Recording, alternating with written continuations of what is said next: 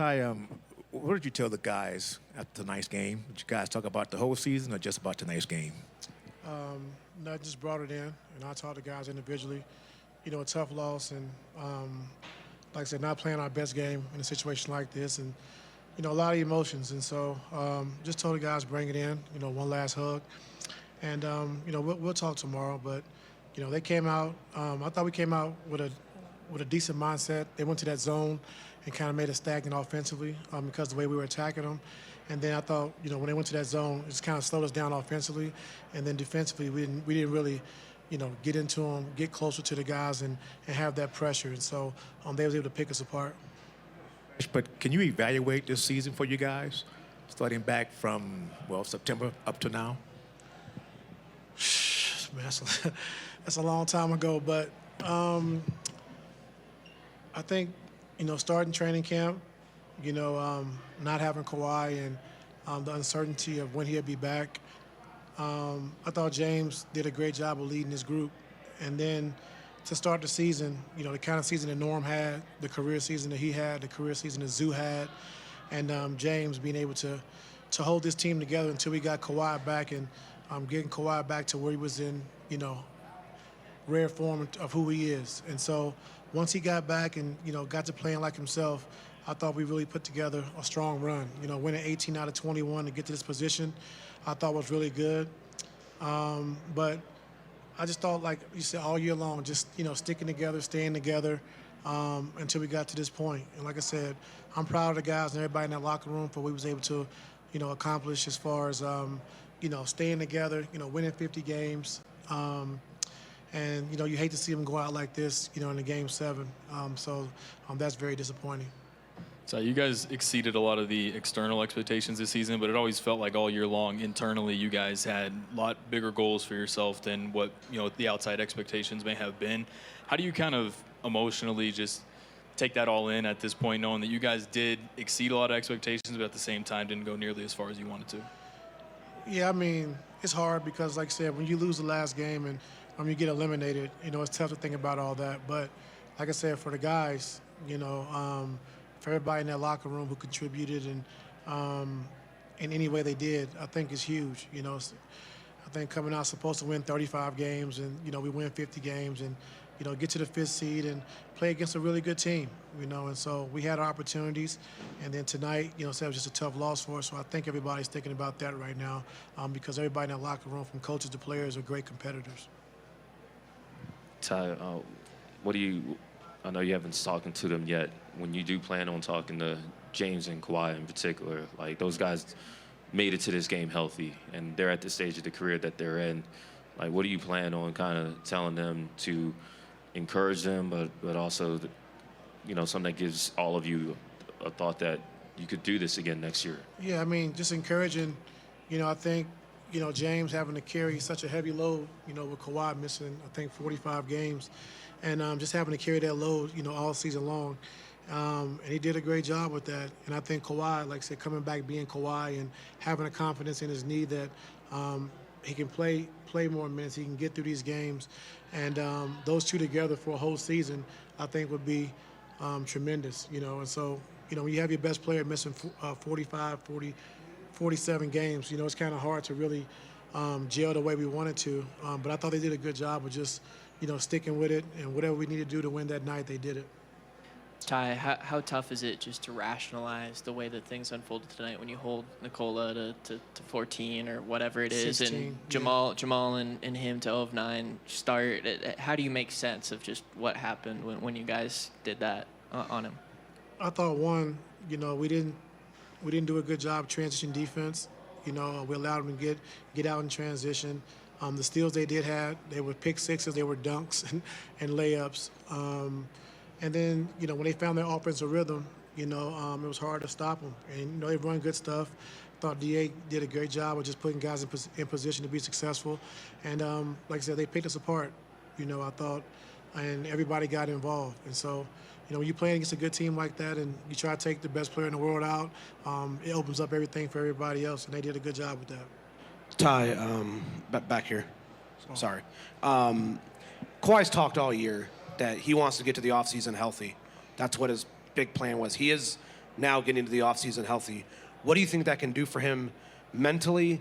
And what do you think it can do for you guys going into next season, knowing you're going to have him from the very beginning of that season? I think it does a lot for him mentally.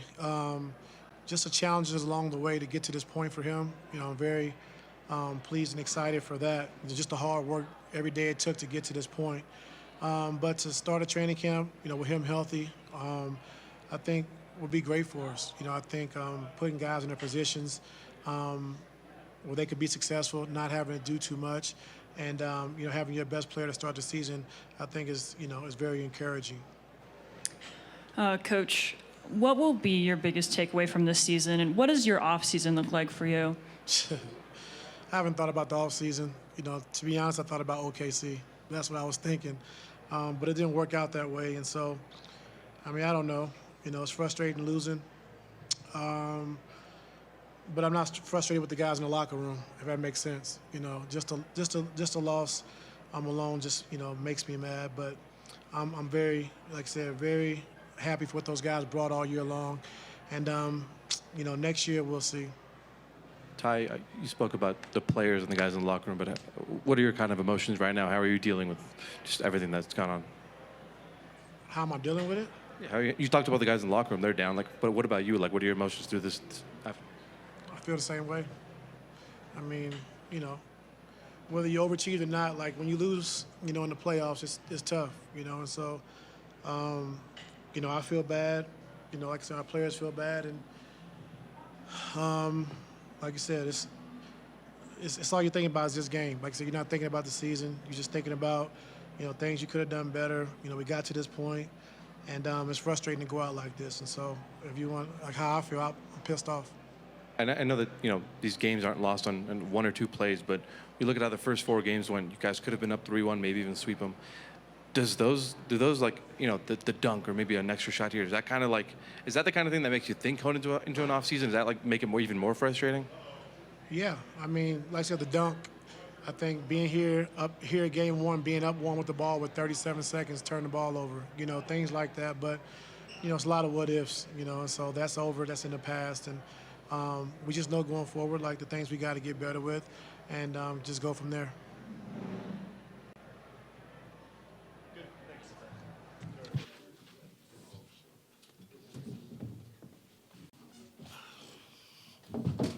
Go ahead. It was a pretty complete team performance. Just what ultimately stood out to you as far as being the difference as you guys pulled away? Activity, energy, defensively. Shot making doesn't come every night. We kind of had that too from a lot of different people. Very underrated thing. The end of Game 6, Christian made a couple threes late, and you lose that game. And you say, those weren't big shots, but for him they were. And you saw the rhythm was better. 8 for 15, 3 for 5 from 3. Just complete team win. Aaron Gordon, 9 for 16, playing through contact in the paint. Russ, obviously the energy he brought. Peyton Watson, DeAndre Jordan. Everybody brought something. And when you do that, you know that your two best players eventually are going to get going after a tough start. And they did. And Jamal's shot making there to kind of keep the lead where it was at. Obviously, withstood any kind of run they were going to make. So really proud of the guys. Crazy series. Fun to win it. Yeah, could you just elaborate on that? Because as close as this was going the full game, 7 games, how rewarding, how good does it feel to come out with the 4th win? It feels good, but I also know that we're flying to OKC tomorrow. This was not the championship, so I'm sure it kind of felt like it to fans, on both sides because the series was so insane and the ups and downs were so crazy. It's one of those series you won't forget that you were a part of. But yeah, and I thought, we junked it up a little bit, and you can say, oh, yeah, you junked it up, and that's why it worked. Anytime you junk something up, the activity with junking it up is what works. And when we zoned, cross-matched, all those things, I thought our activity with our hands, the way we covered for each other, which we talked about before the game, was just incredible throughout the night up until the last 6 minutes. So just an awesome win. I said this before the playoff series. The last 3 games we won in the regular season, to give ourselves a chance to be in this building for this kind of game is a huge deal. And we've won a lot of big games here, and we've had some heartache here. We've been through a lot here. There's a lot of experience in that room, so just very proud of the overall team effort. David, what stood out about what Christian was able to do on the defensive end against Harden, holding him to 7 points on 8 shots? Yeah, he did what he's been doing. I thought we did a better job of impacting him with another defender, but then getting that defender out. They did a great job, like they always do, of adjusting. And in Game 6, we were putting 2 on the ball a lot, and they were rolling behind it, and Jones and Dunn were being aggressive, which they were not doing before that. And so they were getting paint points. They were creating offense. And so we tried to be a little more conservative once he crossed half court in coverage, but then it was on Christian to get through screens and get back in front of him, to maintain our defense. And then behind that, there's a man covering for a man, and we did a great job of that. And I thought there was a carryover from the fourth quarter of Game 6. We made that run. Much more aggressive to stunt at people, shrink behind the stunts, just help each other out down the line and kick people back to the responsibilities. That went a long way. Like I said, also with just the overall just crazy activity that we had. Really fun to watch. David, the series was obviously really close. I mean, so there was a lot, even 27 points. We weren't really sure that it was over, right? Yeah.